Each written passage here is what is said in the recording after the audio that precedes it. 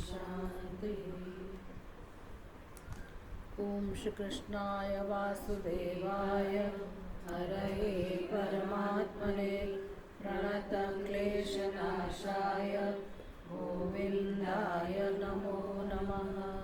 गुरुर्ब्रह्मा गुरुर्विष्णु गुरुर्देवो महेश्वर गुरुरेव परं ब्रह्म तस्मै श्री गुरवे नमः। मूकं करोति वाचालं पङ्गुं लङ्घयते गिरिं यत्कृपातमहं वन्दे परमानन्दमाधवम्।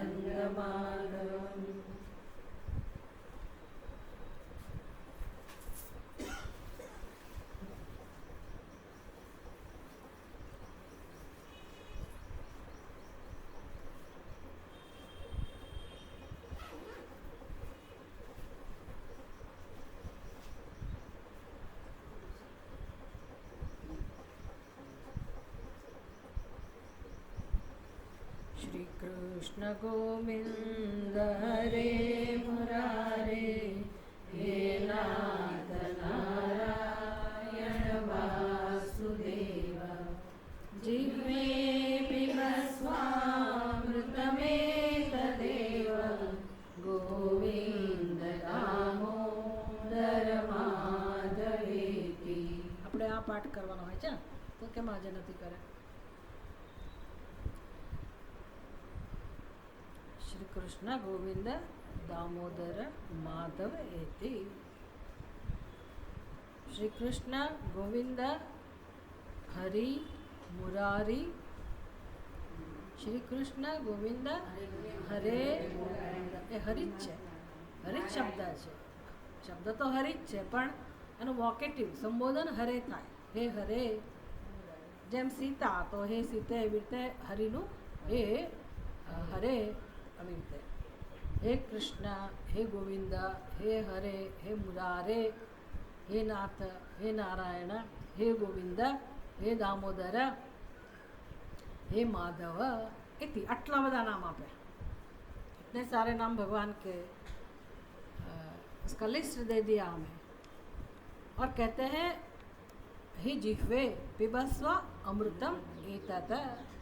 जिह्वे अपनी जिह्वा को हम संबोधन करके कहते हैं कि जिह्वे रस अमृत पिब। पिब मतलब पान की करो।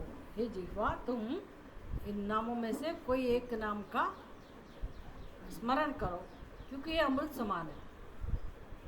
जिह्वे पिबस्व अमृतम एतदेव। ये जिह्वे यही एक अमृत है। ये सारे शास्त्र का सार है। सारे नाम भगवान का ही है और जीवन में एक ही काम करना है। ये सत्संग करना है जरूर, बुद्धि को तेजस्वी बनाना है, अज्ञान दूर करना है, लेकिन साधन हमारे जीवन में इतना पर्याप्त है।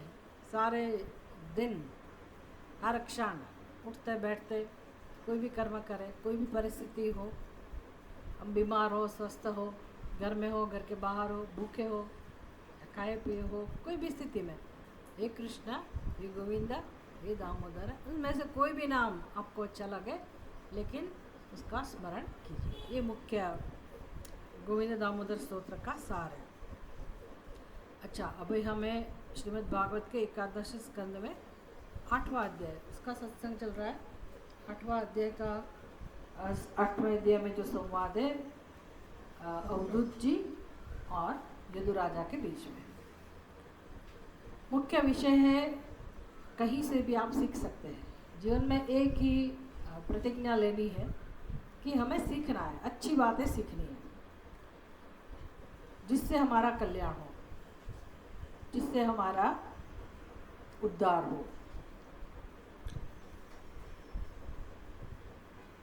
हम गरीब में से धनवान बने ये उद्धार की व्याख्या नहीं है। हम अनपढ़ हो और पढ़े लिखे बने वो उद्धार की व्याख्या नहीं है। वो आवश्यकता है व्यवहार की, जीवन की, वो तो सब बिना बताए भी करेंगे। लेकिन उद्धार मतलब अज्ञान की निवृत्ति। एक ही उद्देश्य है अपने जीवन का, अज्ञान की निवृत्ति। और अज्ञान की निवृत्ति के साथ साथ मुख्य काम ये होना चाहिए कि अंतःकरण में जो भी अशुद्धियाँ है जन्मों जन्मों से हमारे अंदर, जिसको क्लेश कहते हैं, और वही क्लेश, अंदर जो क्लेश है वही क्लेश व्यवहार में प्रकट होता है। कहीं भी सृष्टि में कहीं भी चले जाओ, और ये क्लेश ही दुख का कारण है, संघर्ष का कारण है। चाहे वो अमेरिका के प्राइम मिनिस्टर हो, कहीं की भी बात हो, किसी की भी बात हो, कोई भी देश की, कोई भी राष्ट्र की, चाहे स्वर्ग भी क्यों ना हो, स्वर्ग में देवताओं के बीच भी संघर्ष होता रहता है, उसमें भी स्पर्धा बनी रहती है।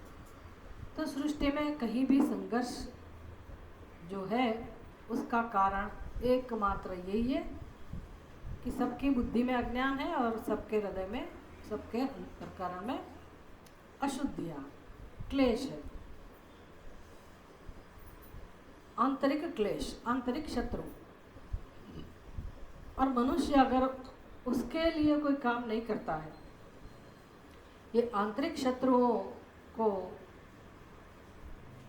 उसके ऊपर विजय प्राप्त करने के लिए अगर मनुष्य पुरुषार्थ नहीं करता है तो क्लेश तो रहेगा ही, संघर्ष तो रहेगा ही। चाहे आपके पास धन हो तो भी क्लेश रहेगा, धन नहीं है तो भी क्लेश तो रहेगा। बाहरी परिस्थिति में भले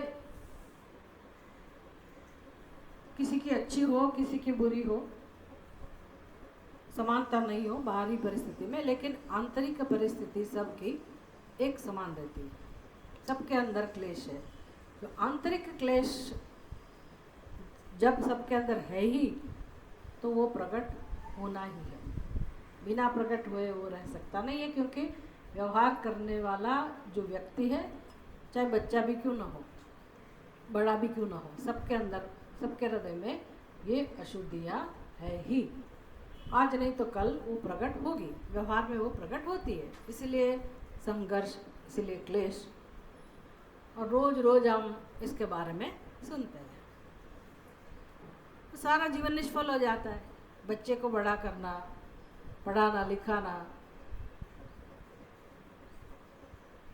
वो भौतिक सफलता भी बच्चा प्राप्त करे, हमारे लिए भी गौरव की बात हो, लेकिन फिर भी कभी न कभी ऐसी स्थिति आ जाती है कि घर में संघर्ष होता है और इतनी ऐसी घटनाएं बनती रहती है समाज में, समझ में नहीं आता कि मनुष्य क्या कर रहा है। मतलब दुख ही प्राप्त होता है मनुष्य को, अपने जीवन में दुख ही प्राप्त होता है। तो ये जब तक ये हम नहीं समझेंगे तब तक हमारा उद्धार होने वाला नहीं है। इस दृष्टि से अगर देखिए तो आध्यात्मिक उन्नति कहो या भौतिक उन्नति कहो, ऐसे कोई दो विभाग नहीं है। आध्यात्मिक उन्नति के बिना भौतिक उन्नति का कोई महत्व नहीं रहता है। अगर हमारे अंदर आंतरिक उन्नति नहीं हुई, हमने नहीं की, और भौतिक उन्नति के लिए सारा जीवन हमने उसके लिए समाप्त कर दिया हो, सारा जीवन खर्च कर दिया हो, लेकिन आंतरिक उन्नति नहीं हुई है तो कोई फायदा नहीं है। क्योंकि भौतिक उन्नति किसके लिए है? दिखावे के लिए तो नहीं है। भले हम दिखावा करते हैं उससे, लेकिन है किसके लिए भौतिक उन्नति? सुख शांति के लिए। तो सुख शांति का मुख्य साधन तो अपना मन है। मन के अंदर जब तक अशुद्धियाँ है, क्लेश है, तब तक भौतिक उन्नति का आनंद भी हम नहीं ले सकते। भौतिक उन्नति के लिए हम प्रयास करते हैं, पुरुषार्थ करते हैं, लेकिन अध्यात्म के अंदर तो हमें सिखाते हैं, मतलब ये शास्त्र के द्वारा तो हम जरूर ये सीख सकते हैं कि भौतिक उन्नति के लिए भले आप पुरुषार्थ करो, लेकिन भौतिक उन्नति की सफलता वो प्रारब्धों के हाथ में है। चाहे कितना भी पुरुषार्थ करो, वो मिले ना भी मिले, मिले तो भी वो फिर नष्ट हो जाए, कुछ भी हो सकता है। इसलिए वो सब प्रारब्धों के हाथ में है, वो ईश्वर की योजना है, उसके हाथ में है। हमें उसके लिए पुरुषार्थ जरूर करना चाहिए। और याद ये रखना है, सत्संग से हमें ये सीखना है कि भौतिक उन्नति के लिए जो पुरुषार्थ करते हैं वो पुरुषार्थ और आध्यात्मिक पुरुषार्थ, आंतरिक उन्नति का पुरुषार्थ, ऐसे दो अलग रास्ते नहीं है। ये बहुत ही महत्वपूर्ण बात है। बच्चों को भी यही सिखाना चाहिए कि आध्यात्मिक उन्नति के लिए जो पुरुषार्थ करते हैं और भौतिक उन्नति के लिए जो पुरुषार्थ करते हैं, वो दो अलग अलग पुरुषार्थ नहीं है। ये नहीं समझते, इसलिए हम लोग क्या करते हैं, वृद्धावस्था में आध्यात्मिक उन्नति के लिए सत्संग शुरू करते हैं, सारी जिंदगी खत्म होने के बाद। और भौतिक उन्नति कितनी भी कर ली या तो कितनी भी मेहनत करने के बाद नहीं भी हुई, मैरिज लाइफ करोड़ों का खर्च करके वो प्रसंग आप लोगों ने निपटाया, बाद में अलग हो गए, अलग नहीं हुए तो भी अशांति। पैसा कमाओ तो भी ठीक है, नहीं कमाओ तो भी ठीक है, शांति नहीं मिलती है व्यक्ति को। तो भौतिक उन्नति का आनंद तब तक हम नहीं ले सकते जब तक हमारी आंतरिक शुद्धि ना हुई हो। आंतरिक शुद्धि, आंतरिक उन्नति मुख्य प्रयोजन है जीवन का।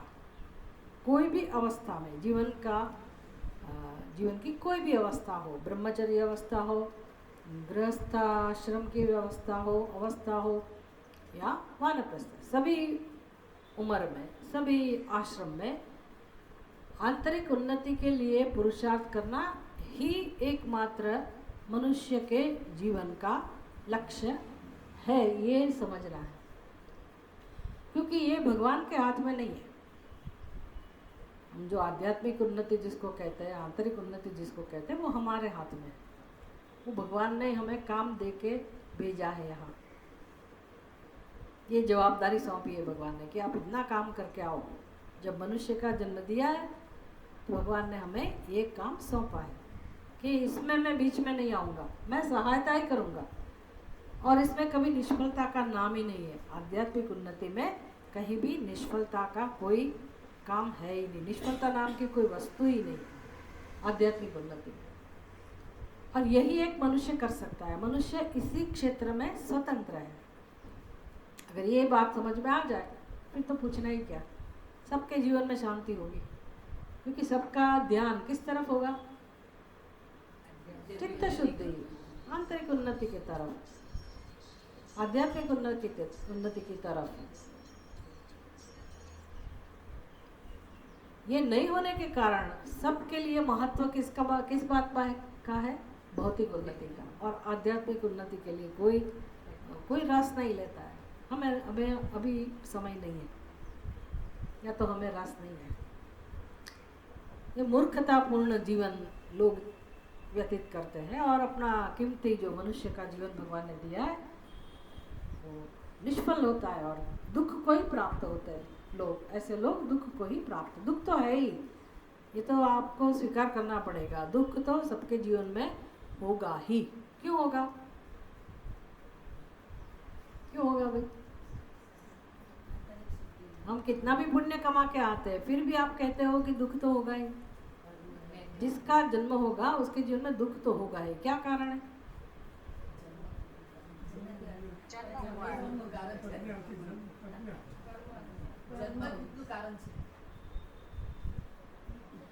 दुख का कारण क्या है ये हमें समझना है।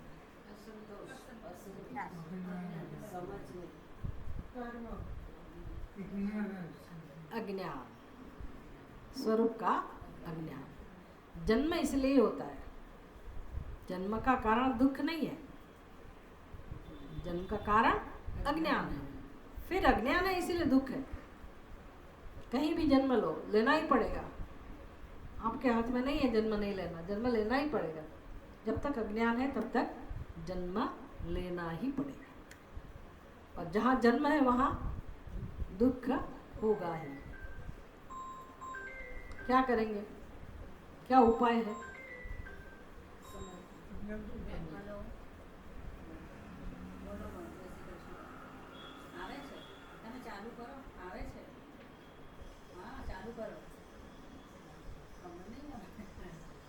કોને પ્રોબ્લેમ છે? सबको सुनाई दे रहा है। ના ના આવે છે આવે તમે જુઓ તો ટ્રાય કરો હા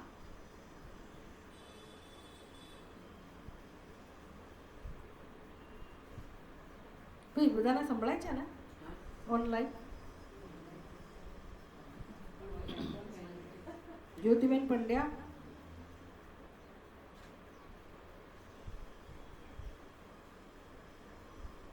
જ્યોતિબેન ભટ્ટ સંભળાય છે? હા, ઓકે ઓકે ગોલ્ડ. આમાં કોઈ પ્રોબ્લેમ નથી, એમનો પોતાના મોબાઈલનો પ્રોબ્લેમ છે.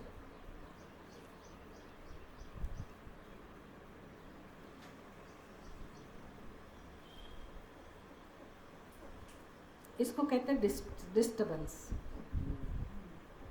इसीलिए फ़ोन नहीं उठाना है, वो उसका प्रॉब्लम है. ये हमारा पूरा लिंक બીજી વાર કરે ને नहीं, पर फ़ोन अपना बंद रखो ना, મ્યુટ કરી દો अपना फ़ोन बंद रखो.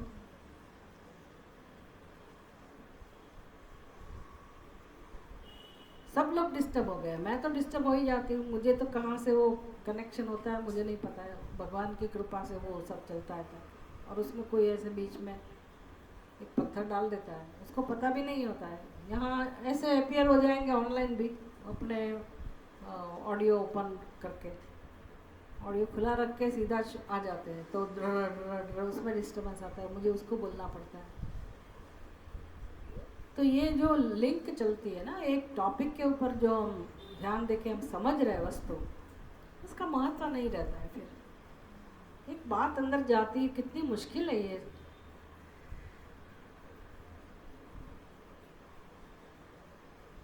सब डिस्टर्ब हो जाते हैं, सब के सब.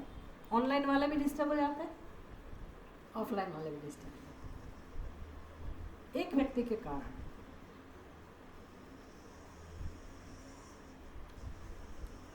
अब मुझे तो याद ही नहीं मैं क्या बोल रही थी.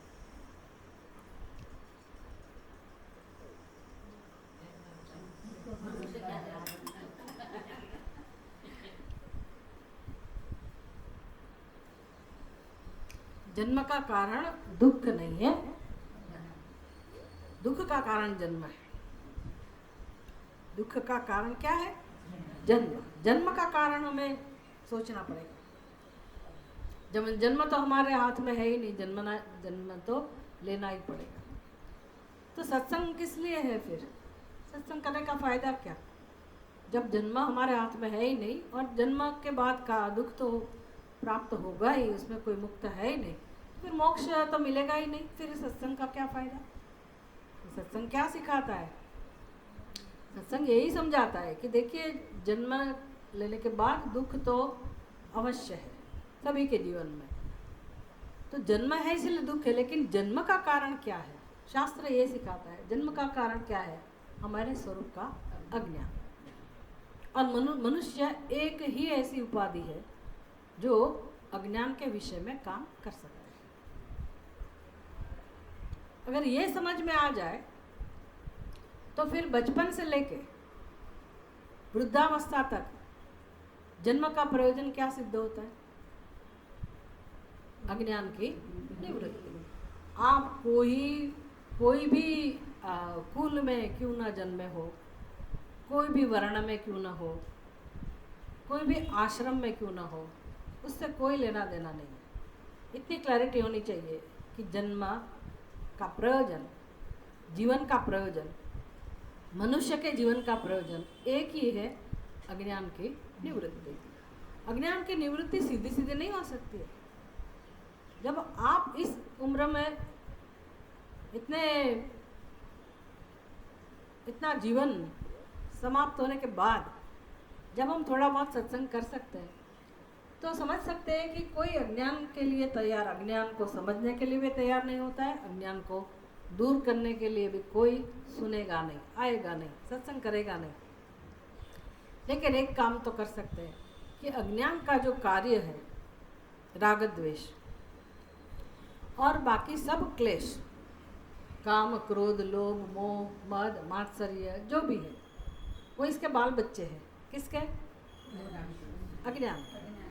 अज्ञान के बाल बच्चे हैं, सभी के हृदय में है. उसको हम दूर कर सकते हैं. है कि नहीं, ये काम कर सकते हैं। इसको ध्यान में रखते हुए ही हमारे देश में हमारी संस्कृति की व्यवस्था है।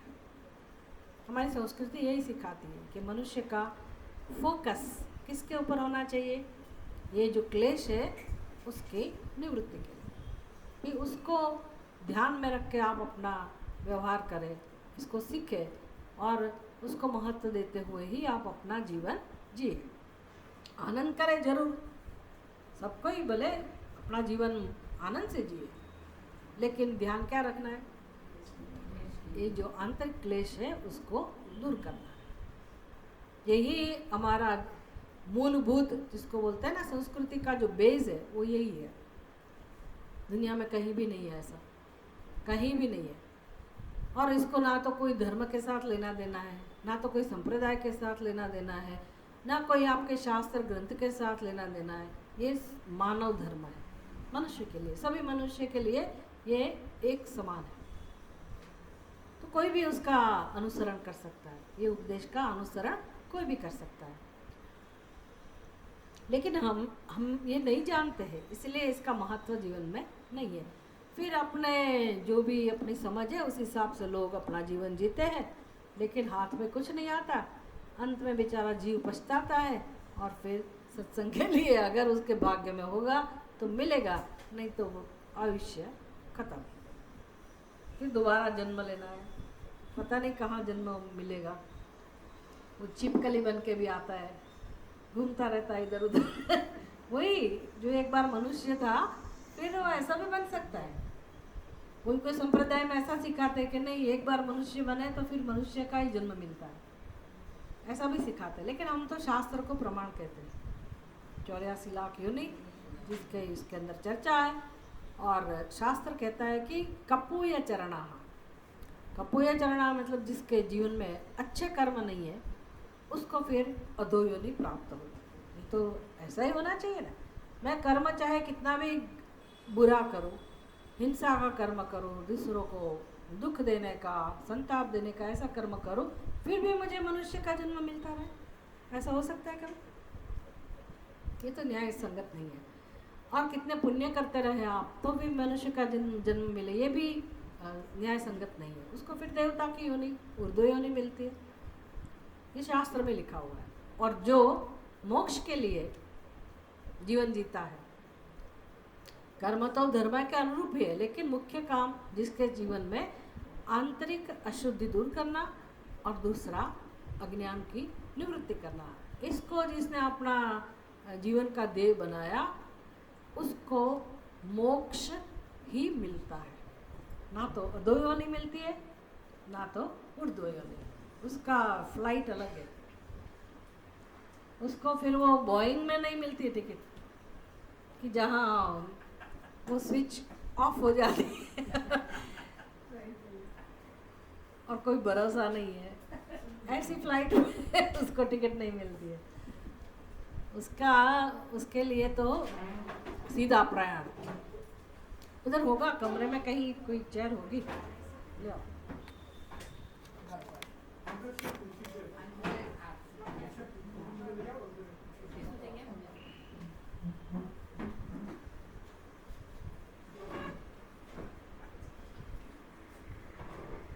ये सब वीआईपी लोग हैं।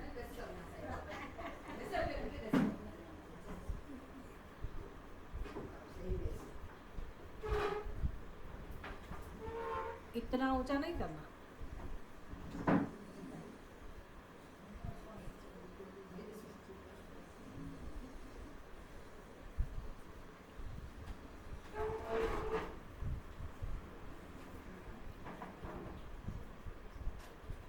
ये 25 साल पुराने लोग हैं।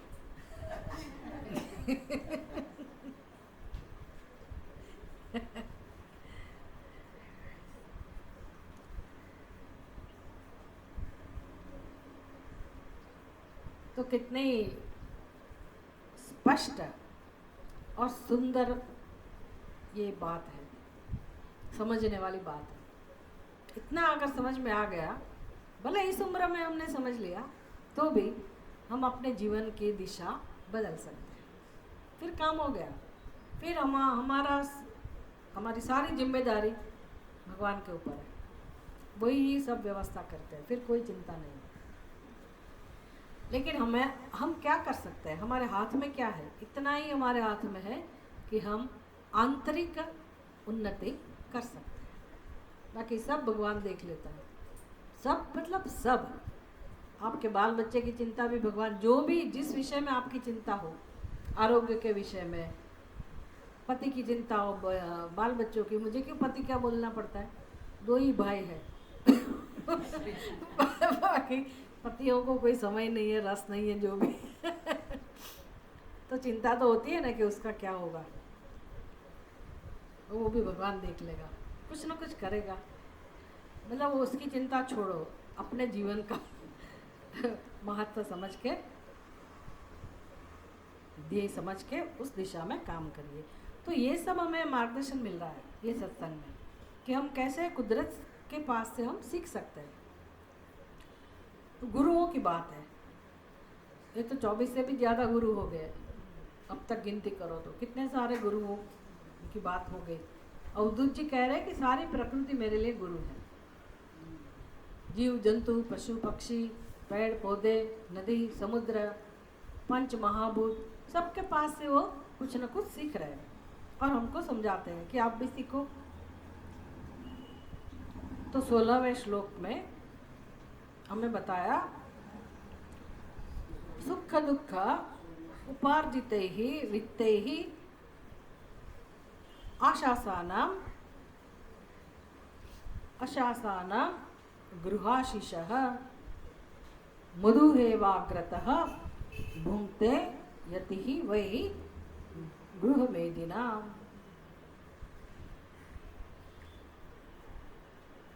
मधुहा एव अग्रतः भुंक्ते, मधुहा मतलब मध ले जाने वाला, मधु को ले जाने वाला। वो क्या करेगा, मधु बेचने वाला क्या करेगा, नाश करेगा ना मधपुड़े का, सारी मक्खियों को भगाएगा। अच्छा, मक्खियों को तो भगाएगा, लेकिन सीखना क्या है इसमें से? मक्खियों ने इकट्ठा किया था मध, किसके लिए इकट्ठा किया था? अपने लिए ले कौन जा रहा है? मधुहा। ऐसे ही जीवन में होता है, मनुष्य के जीवन में। मनुष्य सारी जिंदगी धन इकट्ठा करता रहता है। अभी धन तो एक उपलक्षण है, धन के माध्यम से हमें सब कुछ समझ लेना है।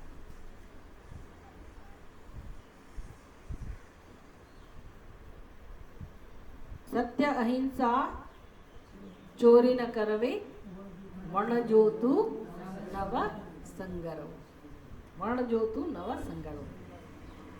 ये कौन सा मूल्य है? अपरिग्रह। जिसकी जरूरत नहीं है उसको इकट्ठा मत करो। जानते सब है, लेकिन करते क्या है? इकट्ठा होता रहता है, सब चीज इकट्ठी करते रहते हैं। कभी काम में आएगी, आपको पता नहीं, कभी काम में आएगी। मरा हुआ सांप भी, वो मुझे जिंदा सांप को घर में रखना चाहिए था उसको तो पकड़वा के फेंकवा पकड़वा लिया कि भी ले जाओ यहाँ से। लेकिन अगर मरा सांप मिले तो भी लोग इकट्ठा करके रखते, कभी काम में आएगा। ऐसी वृत्ति है हमारी। लेकिन मूल्य क्या है? मण जोतु नव संगरो, मतलब अपरिग्रह। ये हमें सीखना है। धन, एक ही बात धन के विषय में कह रहा है ऐसा नहीं है। जो भी चीज़ हमें आवश्यक नहीं है, हमारे लिए जरूरी नहीं है, जितना चाहिए इतना ही आप इकट्ठा करो। इसलिए हमारी संस्कृति में हमें जीवन जीने के तरीके सिखाते थे। एक सूत्र में सिखा देते थे, संतोषी नर सदा सुखी। अगर ऐसी बुद्धि ही हमने बना दी कि संतोष मेरे जीवन में हो, तो कभी भी दुख नहीं होगा। हमारी बुद्धि ही हमें उपदेश देगी कि भी जो है उसमें आनंद ले सकते हैं। अगर हमारा मन उस तरफ एक हमने एक्सेप्ट कर लिया है कि चलो इतना ही है, कोई बात नहीं, हम मज़े से व्यवहार कर लेंगे, मज़े से अपना काम चला लेंगे, तो तुरंत शांति की वृत्ति उत्पन्न होगी। अगर मेरी बुद्धि ऐसा कहती है, देखा पड़ोसी के घर में कितना है, मेरे भाई के घर में कितना है, मेरे बहन के घर में कितना है, मेरे फलाने सगे के पास कितना है, और आप तो ज़िंदगी भर कुछ कमाते नहीं, आखिर सारी ज़िंदगी आपने कुछ ऐसा ही, यही क्लेश चलता रहता है। तो मैं अपने अंदर भी अशांति उत्पन्न करती हूँ और साथ में जो जीने वाले हैं उसके अंदर। लोगों को ये सब समझ में ही नहीं आता, ये खुद अशांति उत्पन्न करते हैं। इसलिए हमारी संस्कृति में जीवन जीने का मंत्र हमें सिखाया जाता है कि संतोषी नर सदा सुखी, और मूल्य दिया जाता है अपरिग्रह। और यहाँ हमें गुरुजी ये भी यही सिखाते हैं, अवधूत जी, कि मधुमक्खियों से मैंने क्या सीखा। मैंने सीखा कि मधुमक्खियाँ दिन रात पुरुषार्थ करके इधर से उधर से बगीचे में जाके, बाग बगिया में जाके बहुत सारे फूलों के ऊपर से वो मधु ले आती है, इतना पुरुषार्थ करती है, इतना सारा मधु इकट्ठा करके रखती है, और थोड़े समय में वो नज़र तो लग जाएगी ना मधुहा की। जिस लोग को ये मतपुड़ा मध के ऊपर जिसकी दृष्टि, उसकी नज़र तो जाएगी, तो वो तो ध्यान रखेंगे, फिर बस एक दिन वो मधुमक्खियों को मार देंगे या भगाएंगे, और मधुमक्खियों के देखते देखते सारा मध वो लेके चला जाएगा।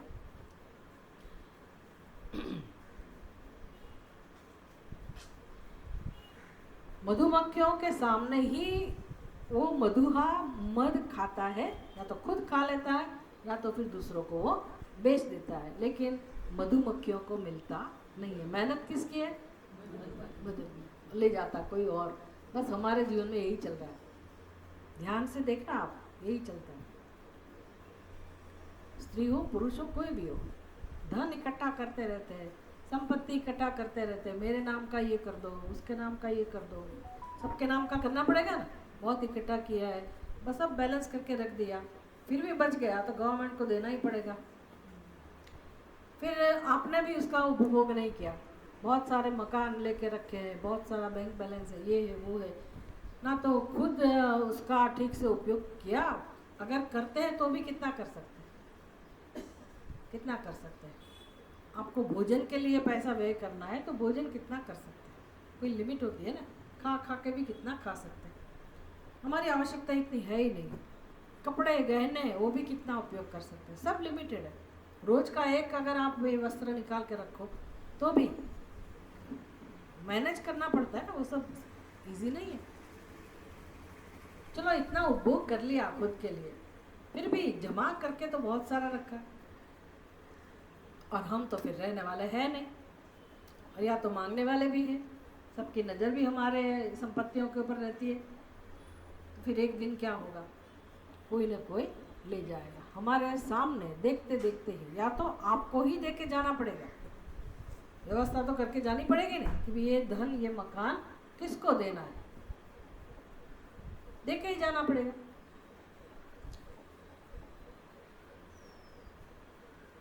आपके पास उपाय था, चलो भी प्रारब्ध में है, बहुत सारा धन प्रारब्ध में है और आपने पुरुषार्थ भी किया, तो धन कहो जो भी प्रॉपर्टी कहो सब आपके प्रारब्ध में है, आपको मिली है।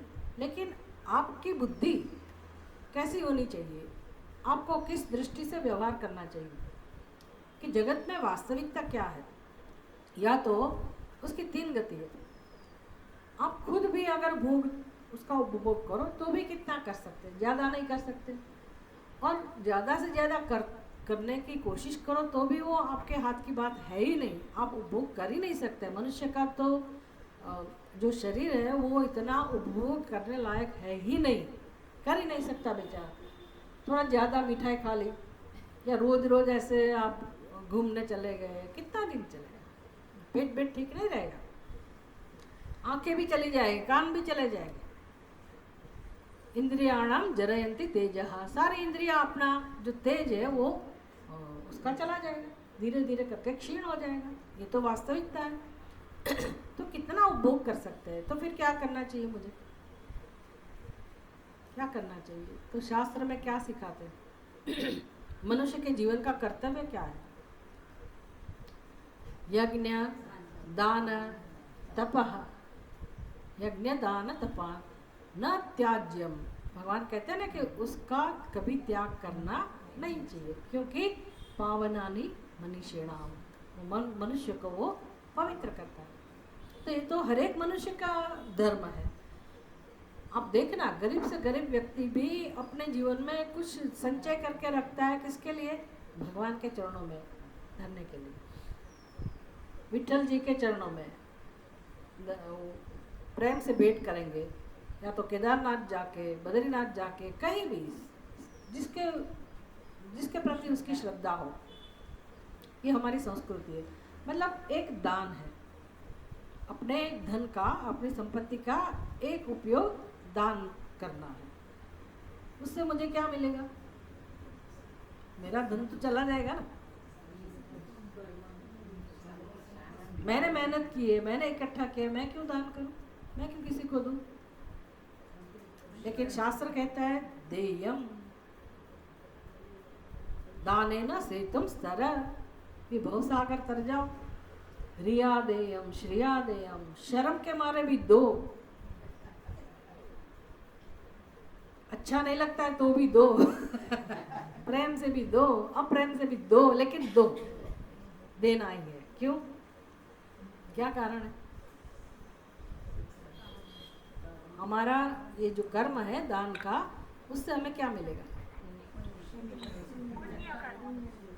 बस आपको तो यही दिखता है, आपको यही दिखता है पुण्य, क्योंकि क्या मिलेगा, हमारी नजर उसके ऊपर रहती है, हमें क्या मिलेगा। तो भगवान के कहते हैं कि चलो भाई, पुण्य तो है ही, पुण्य तो दे दूंगा ही मैं। पुण्य किसके लिए है? मतलब पुण्य का मतलब क्या? सुख मिलेगा ना। पुण्य किस में कन्वर्ट होता है? सुख में।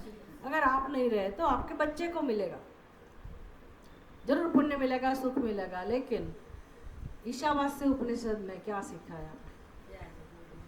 तेन त्यक्तेन भुंजीता, तेन त्यक्तेन भुंजीता। मतलब आपको अगर आत्मज्ञान प्राप्त करना है तो मैं और मेरा अज्ञान का प्रकार है, अज्ञान का कार्य है, मैं और मेरा।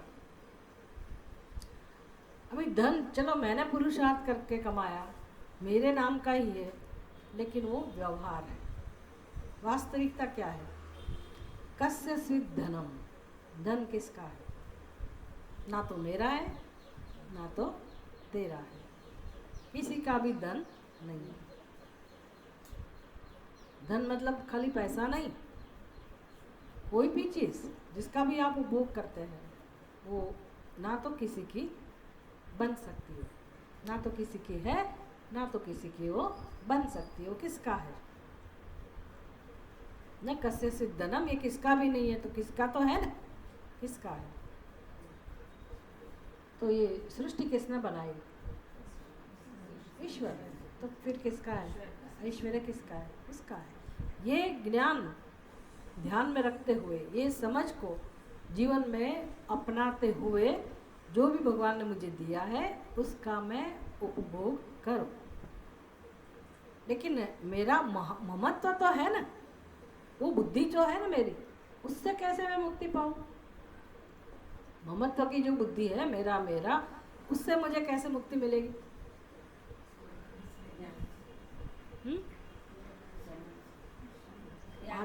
मात्र समझ से नहीं, मुझे देना पड़ेगा, देना पड़ेगा। और शास्त्र को पता है कि मनुष्य गड़बड़ कर सकता है, देने के बाद भी वो ऐसे बोल सकता है कि मैंने दिया था, लाओ वापस करो। इसलिए शास्त्र उसका सिग्नेचर ले लेता है। यज्ञ में जो आप डालते हैं ना, इंद्राय स्वाहा, वरुणाय स्वाहा, फिर उसके बाद बोलना पड़ता है यह इदम इदम न मम, इदम इंद्राय, ये इंद्रदेव को दे दिया। फिर बोलना पड़ेगा अभी ये मेरा नहीं। ये लिख लिया ना अग्नि के सामने, नहीं तो फिर आप बोलते रहोगे कि मैंने तो इतना दान किया था, इतनी आहुति दी थी, ये भगवान मैंने आपको ये किया था, वो किया था। भाई आपने दे दिया, इसका मतलब अभी आपका नहीं, कोई हक नहीं। तो इससे फायदा क्या हुआ? अंदर बुद्धि में स्पष्ट हो गया ना, अभी ये मेरा है ही नहीं। तो इसके विषय में जो ममत्व था वो कम हुआ कि नहीं? वो अच्छा है कि बुरा है? सिकंदर सिखाता है हमको जाते जाते कि भाई मैं देखो जा रहा हूँ, खाली हाथ जा रहा हूँ। खाली हाथ जाना अच्छा है कि लेके जाना अच्छा है? कि जाते समय ही खाली हाथ जाना अच्छा है कि जीवन में खाली हाथ जीना अच्छा है? डर लगता है ना कि अगर मेरे पास कुछ नहीं है तो क्या है। अगर ऐसा ही होता तो हम लोग नष्ट हो जाते, क्योंकि हमने तो सब छोड़ दिया, फिर भी हमारे आसपास है। तो ऐसा नहीं है कि आप छोड़ दो तो फिर आप दुखी हो जाते। चीज़ें तो जो है वो रहेगी ही। जहाँ जो समाज में जहाँ भी है सृष्टि में सब चीज़ें हैं, वो तो रहेगी ही। आप खाली इतना कह दोगे कि ये मेरा नहीं है, तब भी वो चीज़ें तो आसपास रहेगी और आप उपभोग भी करेंगे, लेकिन बुद्धि में स्पष्ट हो गया कि ये मेरा नहीं है, तो आराम से जी सकते हैं। फिर चिंता किसकी? ना तो इकट्ठा करने की चिंता है, ना तो इसकी रक्षा करने की चिंता है कि कोई ले जाएगा तो क्या। जब मेरा है ही नहीं और मिलता तो रहता ही है, खाना पीना तो हो ही जाता है, रहने को भी मिलता है। काम क्या करना है जीवन में? मुख्य काम क्या करना है? साधुओं को क्या काम करना है? भजन करना है, अनुसंधान करना है, सत्संग करना है। वो कर सकते हैं कि नहीं कर सकते? वही कर सकते हैं ना। नहीं तो फिर चिंता में व्यस्त रहते हैं कि कहाँ से इकट्ठा करो, कैसा अपना बनाए रखो, फिर उसको किसके दान में दूँ, ये करूँ वो करूँ, मैनेज करो, तो फिर उसका भजन करने का समय नहीं मिलेगा और अंदर शांति भी नहीं मिलेगी। तो सबको साधु बनना है, मेरे जैसे साधु नहीं। घर छोड़ के बाहर निकलने की जरूरत नहीं है, घर में रह के भी साधु बुद्धि बनानी है। सब चीज़ स्वजन के साथ, स्वजन को भी उसका भी त्याग मत करो। वैसे तो उद्धव जी को बोल दिया कृष्ण भगवान ने कि तुम छोड़ दो, वो लायक थे इसलिए उसको बोल दिया तुम इसको छोड़ दो, अभी मैं रहने वाला नहीं हूँ तो यहाँ गड़बड़ होने वाली है, इसलिए तुम इस जगह को भी छोड़ दो। उद्धव जी को ऐसे बता दिया। तो सामान्य मनुष्य के लिए भगवान ऐसा नहीं कहते कि आप घर बार छोड़ दो, आप रहो, अपने घर में रहो, अपने पास जो भी संपत्ति है उसका उपभोग करो, स्वजनों के साथ रहो, लेकिन बुद्धि, आपकी बुद्धि किस में लगाओ, बुद्धि का उपयोग किस में लगाओ, किस में करो।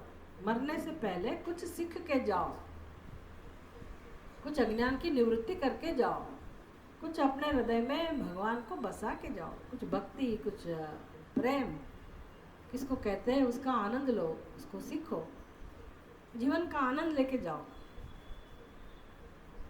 कैसे आनंद आता है वो तो सीखना पड़ेगा ना। खाली पैसा इकट्ठे करने से कोई व्यक्ति खुश नहीं बन जाता है, बड़े बड़े बंगले में रहने से भी व्यक्ति सुखी नहीं हो जाता है। तो सुख का अनुभव करने के लिए तो हमारी बुद्धि, हमारा चित्त शुद्ध होना ही चाहिए। उसको शुद्ध करो भाई, कौन ना बोलता है, खाओ पियो मजा करो, लेकिन अपनी चित्त शुद्धि करो। गोविंद दामोदर माधवेति, वो सरल एक उपदेश तो दिया ही दिया है भागवत में, लेकिन ये सब सीखना पड़ेगा कि मधुमक्खियों से भी सीखिए, ज़्यादा इकट्ठा मत करो, नहीं तो आपके सामने ही सब नष्ट हो जाएगा, आप तो उसका आनंद नहीं कर पाओगे, ना तो किसी को दोगे और दूसरा कोई ले जाएगा। तो क्या सीखना है? खुद आनंद करें, उपभोग करें और बांट के किसी को दे के उसका आनंद करें, बस यही तो जीवन है, और क्या करना है। तो मधुमक्खियों से उन्होंने ये सीखा। अभी ब्रह्मचारी को, ब्रह्मचारियों को, सन्यासियों को, भक्त लोगों को, वैराग्यवान लोगों को ये उपदेश है 17वें श्लोक में। ग्राम्य गीतम न शृणुयाद यतिर्वनचरः क्वचित् शिक्षेत हरिणात् बद्धात् मृगयोर्गीतमोहितात्। बंधन का कारण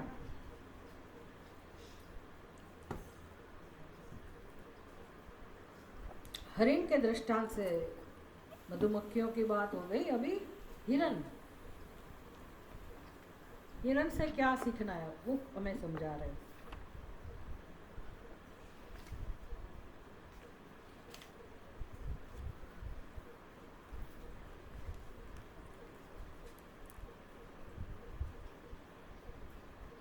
ग्राम्य गीतम न शृणुयात् यतिः वनचरः क्वचित् शिक्षेत हरिणात्।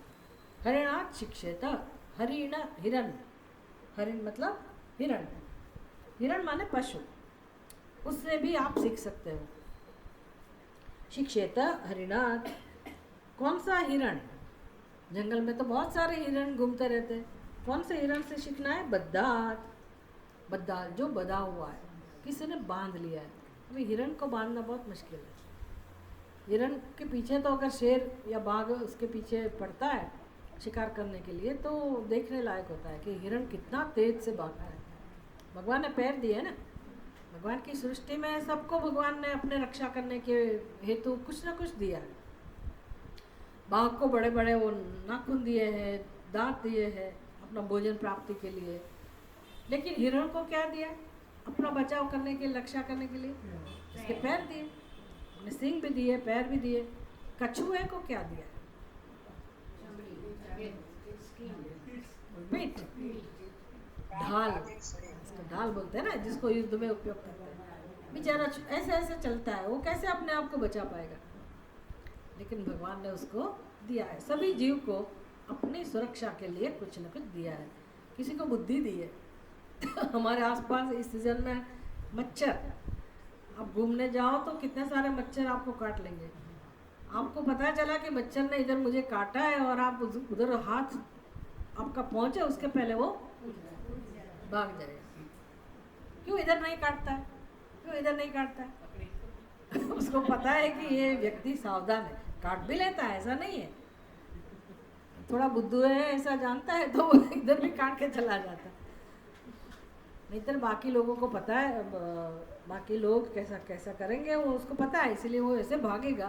तो हम लोग तो ऐसा करके फिर देख लेंगे, आहा मैंने मार दिया। लेकिन वो स्मार्ट होते हैं, भाग जाते हैं। तो हिरण इतना इंटेलिजेंट है, इतना दौड़ सकता है तेजी से, वो भी बेचारा फंस गया। पशु है ना, मृगात, बद्धात, मृगात।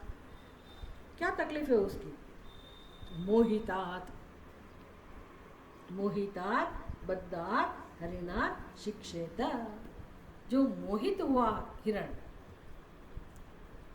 सामान्य बात है कि बेचारा पशु है इसलिए मोह में फंस जाता है।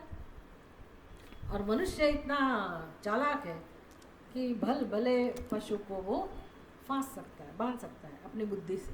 क्रूर है ना मनुष्य, वो कुछ भी अपने स्वार्थ के लिए कुछ भी कर सकता है। तो उसने ये हिरण को फंसाया। किससे माध्यम से?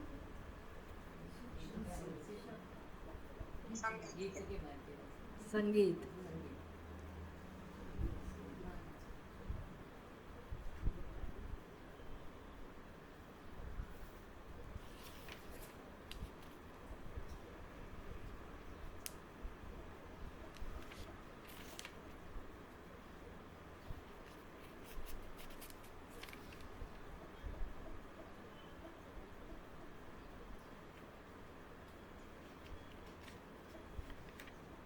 पतंग, मातंग, कुरंग, भृंग, मीना, हताः पंचभिः एव पंच। आपकी किताब में नहीं होगा। पतंग, मातंग, कुरंग, भृंग और मीना। मीना हाँ प्लुरल है। किस किस की बात है? पतंग, पतंग माने पतंगा, पतंगी। मातंग, मातंग मतलब हाथी। कुरंग, कुरंग माने कौन?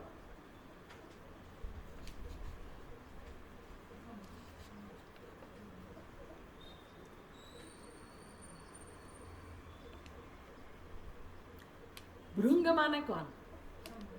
बवरा। मीन माने मछली। कौन रह गया? मातंग आ गया, हाथी आ गया, पतंगा मतलब पतंगे आ गया। मातंग माने हाथी, हिरण, कुरंग माने हिरण। कुरंग भंग मीनाहा हताहा, वो मर जाते बेचारा। पंच भी एवं पंच, मात्र पंच, 5 विषयों में से एक एक विषय में आसक्ति के कारण वो बेचारे मर जाते हैं। एकः प्रमादी सह कथम न हन्यते यह सेवते पंचभीव पंच। एक का सेवन करने से ही बेचारे जो मर जाते हैं पशु, तो जो व्यक्ति 5 विषयों में फंसा हुआ हो, 5 विषयों का सेवन करता हो, वो फंसेगा कि नहीं फंसेगा? हम फंसे हुए ही हैं। हिरण को तो जबरदस्ती बांध के रखा है इसलिए फंस गया ऐसा कहते हैं, लेकिन वो भी फंसा हुआ है। किस में फंसा हुआ है हिरण? संगीत में। हाथी किस में फंसा हुआ है? स्पर्श में। फिर पतंगा वो किस में फंसा हुआ है? रूप में। तो शब्द, स्पर्श, रूप, रस और गंध, ऐसे एक एक विषय में आसक्ति होना, उसका नाम है फंसना। बेचारा लेके ही, ऐसा स्वभाव लेके ही वो पैदा हुए, उसकी आसक्ति उसमें ही है, वो उसमें निकल नहीं सकते। पशु है इसलिए, और मनुष्य उसके ये निर्बलता का उपयोग करके उसको फांसता है और बेचारा अंत में मर जाता है। तो मनुष्य तो 5 विषयों में आसक्त है, इसलिए मरा हुआ ही है, फंसा हुआ ही है। हम कहाँ फंसे हुए? हम कहाँ फंसे हुए? देखिए, फंसे हुए इसका मतलब क्या है? हमें अपना हित किस में है, आपका कल्याण किस में है, वो बात समझ में नहीं आती। हमारा जीवन पूरा का पूरा नष्ट हो जाए, सारा जीवन, लेकिन हम, हमारे अंदर अगर विवेक नहीं प्रकट होता है तो हम बद्धे हुए हैं, बद्ध हैं, फंसे हुए हैं। और ज़्यादा करके लोग ऐसी स्थिति में ही अपना जीवन पूर्ण करते हैं। बुद्धि तो दी है भगवान ने कि भी आप इसमें से निकलो, ये आसक्ति का ही कारण है। अभी जब भी हमें जीवन में दुख आता है तो उसका कारण क्या सिद्ध होता है? क्या कारण सिद्ध होता है? आसक्ति। आसक्ति। जैसे वो बंदर, उसमें हाथ डाला हुआ है और उसको बेचारे को कोई मार रहा है, पिटाई हो रही है, वो मुक्त होना चाहता है लेकिन मुक्त नहीं हो सकता है। हम जानते हैं कि वो कैसे मुक्त हो सकता है। क्या जानते हैं हम कैसे मुक्त हो सकता है? उसकी पिटाई का कारण कौन है? मूंगफली है, वो जार है, वो मारने वाला, डंडा मारने वाला व्यक्ति है। उसकी पिटाई का कारण कौन है? खुद है। खुद भी नहीं है, मूंगफली भी नहीं है, जार भी नहीं है, वो मारने वाला व्यक्ति भी नहीं है। उसकी बंधी हुई मुट्ठी। वो क्यों बंधी हुई है? वो खोल के हाथ छुड़ा सकता है ना, जार में से हाथ निकाल के भाग सकता है, लेकिन उसकी मुट्ठी खुलती नहीं है, खोलता नहीं है। कौन नहीं खोलने देता? मूंगफली में रही आसक्ति। बस हमारा भी यही कारण है। शब्द, स्पर्श, रूप, रस और गंध, उसमें हमारी आसक्ति है। और वो उस आसक्ति का प्रकार क्या है? मैं और मेरा, अहम और मम। चाहे जड़ विषयों के साथ हो या जीवंत व्यक्तियों के साथ हो, स्वजनों के साथ हो, मैं और मेरा। स्वजन को नहीं छोड़ना है, विषयों को नहीं छोड़ना है। क्या छोड़ना है? मैं और मेरा। ये नहीं छोड़ पाते हम, इसीलिए डंडे पड़ते रहते, लगातार डंडे पड़ते रहते। हमको लगता है मेरा भाग्य ऐसा है, मुझे पति ऐसा मिला, संतान ऐसी मिली, सास ऐसी है, वैसा है, पड़ोसी ऐसा है। बुद्धि ऐसे ही काम करती है, लेकिन यहाँ हमारी नज़र नहीं जाती है कि मुख्य कारण क्या है?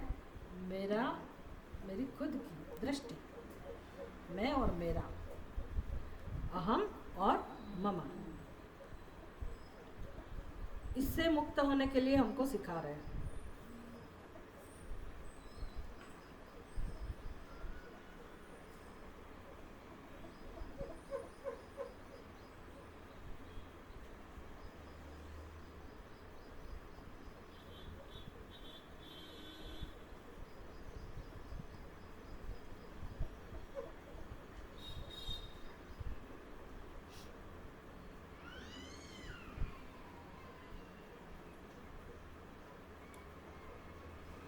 तो हिरण को संगीत के आकर्षण के कारण बेचारा फंसा हुआ है, इसलिए ऐसे हिरण से हमें सीखना चाहिए। सभी को चाहे वो ब्रह्मचारी हो, साधु हो, सन्यासी हो, गृहस्थी हो, किसी को भी सबको मुक्ति चाहिए। तो क्या किसका दृष्टांत देते हैं? ऋष्य शृंग का। ग्राम्य गीतम न शृणुयात् यतिः वनचरः क्वचित्। वनचरः यति, वन में जो विचरण करने वाले उसको यति कहते हैं। तो भले हम घर में रहते हो तब भी हमें ये उपदेश काम में आएगा। ऐसा नहीं है कि हम कहाँ वन में रह रहे, घर में रहते हुए भी यही सीखना है हमें। वो तो वन की बात थी, इसलिए वन में क्या हुआ था उसकी बात उसके आगे के श्लोक में कहते हैं। नृत्यवादित्र गीतानि जुषन्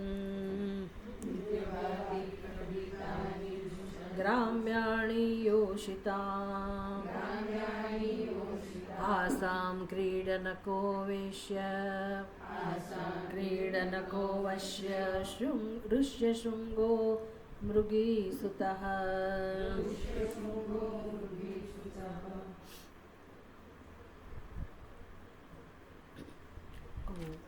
मृगीसुता, वो उसकी कथा मुझे नहीं पता। मृगीसुता हरण का पुत्र कैसे हुआ वो नहीं पता मुझे, पर ऋष्यशृंग ऋषि की बात है, इतना पता है हमें। ऋष्यशृंग एक बालक था, ब्रह्मचारी था, और वो जंगल में रहता था, गुरुकुलवास कर रहा था। और बेचारा एक दिन अकेले ऐसे जंगल में कुछ काम के लिए गया होगा, फल फूल लाने के लिए गुरुजी के लिए। तो स्वर्ग में से अप्सराएं उसको फंसाने के लिए आ गई। कुछ होगा प्रयोजन, पता नहीं उसको, उसके साथ क्या दुश्मनावट थी, या वो इतना पवित्र था, तपस्वी था, इससे डर लग रहा था ये अप्सराओं को, इंद्र को। सब लोग इनसिक्योर होते हैं ना, इसलिए कुछ ना कुछ ऐसा करते हैं कि आपकी तपस्या में आपको वो भंग डलवाते हैं। अभी गृहस्थी लोग भी तपस्या करते हैं, मैंने देखा है वो कोई गृहस्थी बहन भाई अपने नियमों का पालन करके इतना इतना सुंदर जीवन जीते हैं। उसका व्यक्तित्व इतना सुंदर होता है कि सामान्य व्यक्ति कोई ऐसे उसको मूर्ख नहीं बना सकता है, और वो फंसते भी नहीं है गलत बातों में। वो अपना आचरण इतना शुद्ध रखते हैं, और उसके पास एक पावर होता है, अपना एक तपश्चर्या का बल होता है, विवेक बुद्धि होती है। तो ये भी तप है, कोई लोगों को अच्छा नहीं लगता, इसलिए वो लोग आपको भी आपकी जो तपश्चर्या उसको कम करने के लिए, जैसे वो अनसुया की सबकी कथाएं आती है ना, ऐसे बहुत सारे समाज में भी ऐसे लोग होते हैं। तो साधु संतों के लिए भी यही नियम है, ब्रह्मचारी लोगों के लिए भी यही नियम है। तो ये जो बालक था उसके अंदर भी कुछ ऐसा विशेष लक्षण होंगे। तो ये अप्सरा आई उसके छलने के लिए आ गई उधर, और इतना सुंदर मोहित रूप लेके आई थी, और बालक के साथ बातचीत करने लगी। फिर बालक ने पहली बार देखा ये सब स्त्रियों को, तो वो बालक ऋष्यशृंग कहता है कि भाई आप लोग भी ब्रह्मचारी है, आप लोग भी गुरुकुल में वास करती है, आप लोग भी विद्या का अध्ययन करती हैं, लेकिन देखो ना, मैं तो, मेरे बाल तो कितने सूखे सूखे हैं, और आपके बाल तो कितने सुकोमल हैं, और आपके अंग इतना कोमल है, और मैं तो देखो ऐसे हूँ। वो सब ऐसा बालक बेचारा बातचीत कर रहा था। फिर उन अप्सराओं ने क्या किया, अपने पास वो लड्डू लेके आई थी, सुंदर सुंदर व्यंजन बालक को दिया। बालक ने कभी खाया ही नहीं होगा, जंगल में क्या खाते होंगे। तो बेचारा उसके साथ वो मिलता जुलता था, और ये अप्सराएं उसको कुछ न कुछ दे के उसके प्रभाव में ला रही थी। फिर रोज रोज अच्छे अच्छे नृत्य गान ये सब करती होंगी। ऐसे करके वो बालक की बुद्धि को उसने भ्रमित कर दिया, तो बेचारा बालक उसमें फंस गया। तो क्या कारण था फंसने का? स्त्रियों के जो उसकी जो चेष्टाएं थी, गान, नाच गान और भोजन मिष्टान आदि के द्वारा, इसलिए कि नृत्य आदि गीतानि जुषन् ग्राम्याणि योषिता आसाम क्रीडको वश्य शृंगः मृगीसुतः। स्त्रियों के ग्राम्य गाने बजाने और नृत्य देखने सुनने से हरिणी पुत्र ऋष्यशृंग उनके वशीभूत होकर उनके हाथ की कठपुतली हो गए थे। बस फिर तो स्त्रियों को क्या काम करना था, अप्सराओं को जो वो कहती थी वो कर देता था। वो पूरी कथा उसमें आती होगी भागवत के अंदर, वो आप देख सकते हैं। लेकिन हमें तो यहाँ बोध प्राप्त करना है, इसलिए हम इतना ही उसका रस लेंगे उसके अंदर कि क्या सीखना है। ज़्यादा किसी हमारे आसपास कोई अप्सरा आने वाली नहीं है। एक लड़का कहता है कि वो जंगल में गया था तप करने के लिए, तो उसको बोला कि अभी तप मत करो, अभी छोड़ दो, मौत हो गया। तो बोला नहीं नहीं, अभी तक अप्सरा आई नहीं है। तो वो तब किसके लिए कर रहा था, अप्सरा आए इसलिए। हमें वेट नहीं करना है कि हमें कोई ऐसे लुभाने के लिए आ जाए। और हमारे पास कोई आने वाली भी नहीं है अप्सरा, लेकिन ऑलरेडी हमारे आसपास ऐसा वातावरण है। कौन सा माध्यम है? मोबाइल। उसमें आपको सब कुछ मिल सकता है, तो आप डिस्ट्रैक्ट हो जाते हैं। इसलिए मतलब ऐसा जो भी है, तो एग्जाम्पल है। मोबाइल बेचारा निर्दोष है, आपकी बुद्धि के ऊपर डिपेंड करता है कि आपको उसका कैसे उपयोग करना है। तो आप उसका ध्यान रख के समाज में जो भी ऐसे आसपास का वातावरण है उसका उपयोग करना सीखें।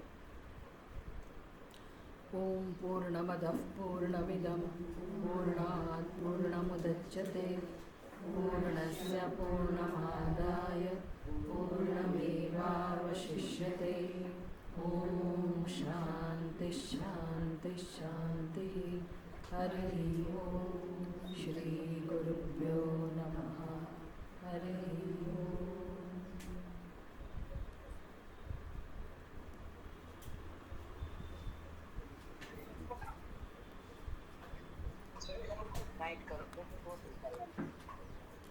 જે લોકો તત્વબોધનો ક્લાસ ભરવા માગે છે આજે સાંજથી, એ લોકો મને પોતાના નામ આપી દે. મોટાભાગના લોકોના